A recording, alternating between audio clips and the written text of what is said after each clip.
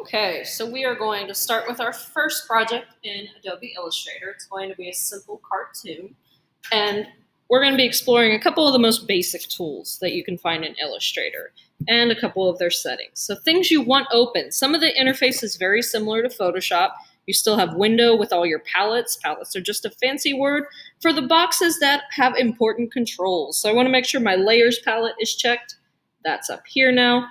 I want to make sure my Pathfinder palette is checked. I just unchecked it, so it went away. But that's pretty important. We're going to talk a lot about paths. Paths are kind of like intelligent lines. In Photoshop, they're just brush strokes. But in Illustrator, you can do a lot more with that. You, of course, want color selected and stroke. We're going to be using that a lot today. So speaking of color, I have two ways I can change my color. Over here, I have these two squares.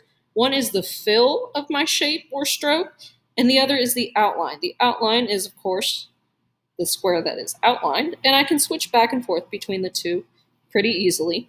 Both of those have different states. You can go from a solid state, which this is right now, to a gradient state, to no state at all. So say I make a rectangle, click off of it. It's got a very thin black border around it. Let me thicken that a little bit. So one of the reasons I want you to have stroke up here is so you can change this thickness. Now I can see that much better. If I select that shape, and again, I'm on my black arrow tool, and go over to this, bring that forward, and hit the None button, the black line goes away. But we want the black line. So I've got a pretty decent head for my cartoon dude.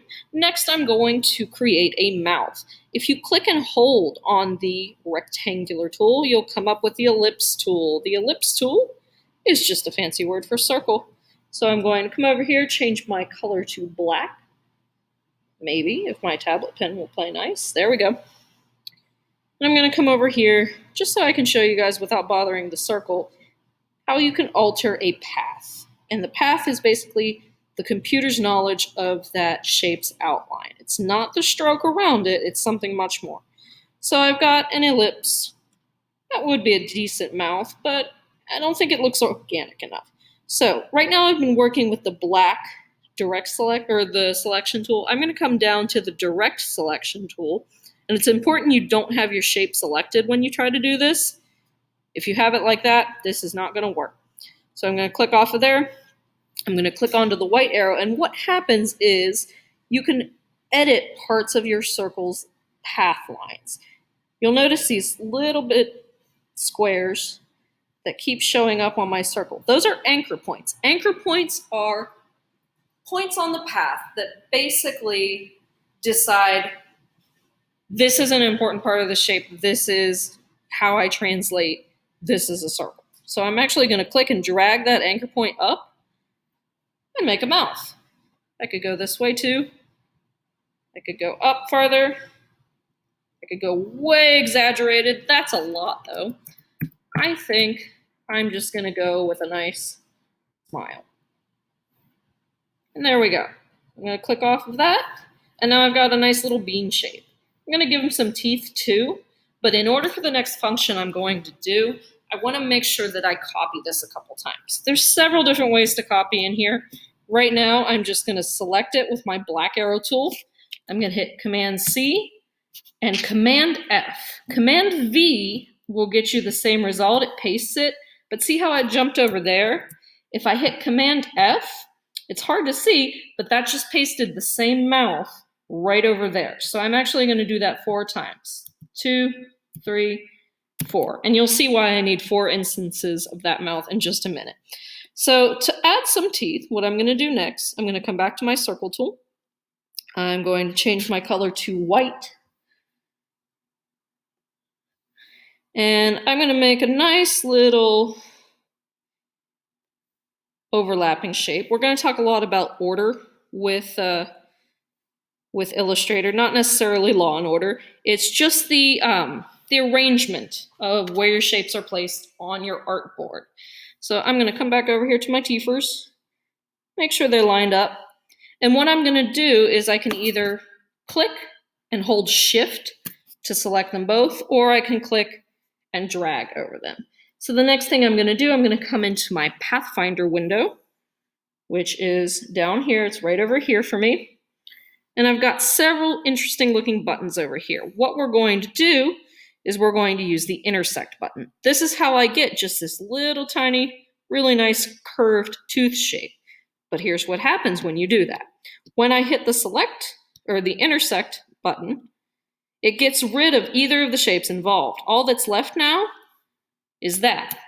That's why I made a bunch of different copies of my mouth. So now I've got some teeth. That's pretty nice. Let's do that again.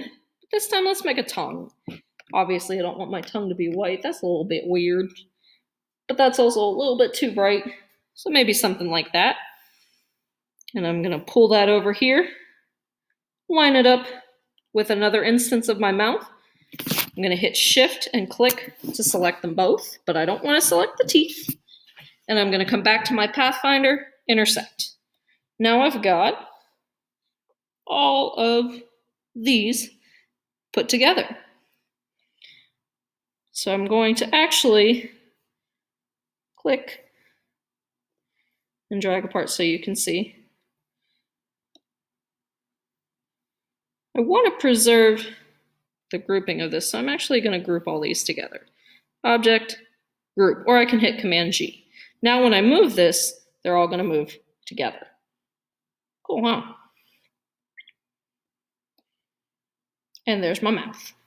Next, I'm going to come over and do the eyes. Ellipse Tool. And of course, I want my eyes to be white so I can see them. If I want a perfect circle, I can hit Shift as I'm dragging, kind of like so. And I'm going to drag that over just a touch. I'm going to make a smaller circle inside of it for the pupil. This one's going to be black. Maybe. There we go. And again, Shift, oops, got to click off that. Click onto the right tool.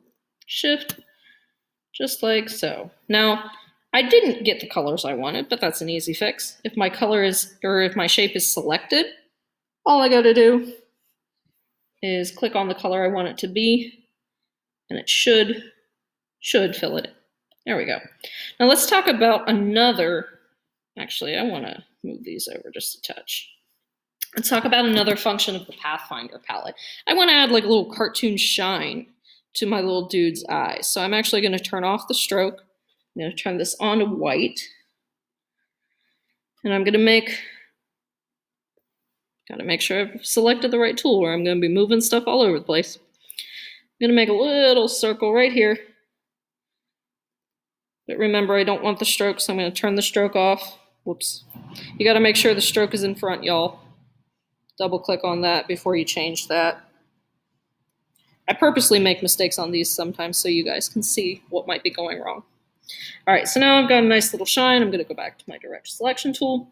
What I'm going to do to group those two objects and get rid of this extra path here is I'm going to select them both, holding Shift while I click on them, and I'm going to go over to my minus front. We talked a tiny bit about order, how things are stacked on the paper. Right now, the most recent thing I made is on front. That's the shine.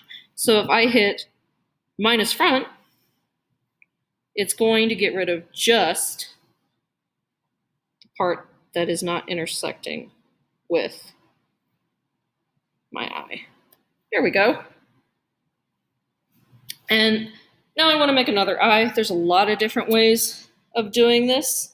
All I got to do is hold down Option and Shift after I have selected these. Actually, I'm going to group them first. Go up to Group. I'm going to select them. Hit Option, Shift, and drag over. Or maybe just Option. Yep. And see? We're going to hit Option, drag, and Shift. There we go. Now I've got two. You might be wondering, what are all those pink lines that keep popping up? Those are smart guides. They help you align things correctly. So far I've got a pretty decent looking face.